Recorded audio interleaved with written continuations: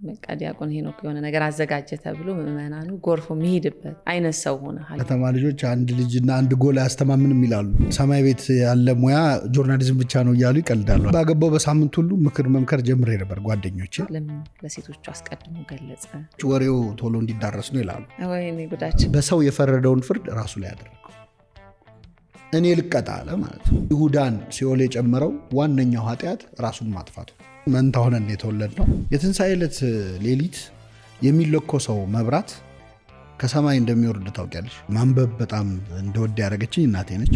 አያያዜን አይቶ እኔ ወደ ዲቁናው እንደማልሄድ ስላወቀ መሰለኝ ዲቁናውን ወደ እኔ ያመጣው። ቀዳም ስዑር ለምን ተባለ? የተሻረ ቅዳሜ ማለት ነው። ዓርብ ዕለት ጌታ ስቃይ እየተቀበለ በነበረ ሰዓት ያልተለዩት ሴቶች ናቸው።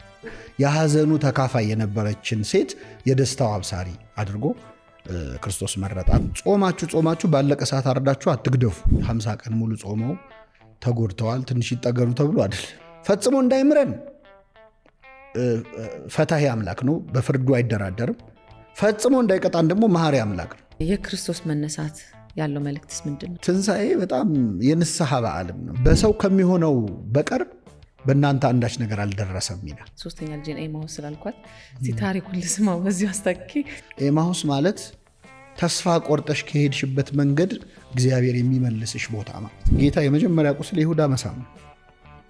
ከሚስማር በላይ የሚያመው የምትወጂው ሰው ክዶ ሲጠቁምብሽ ከማየት በላይ ምን የሚከብድ ነገር አለ?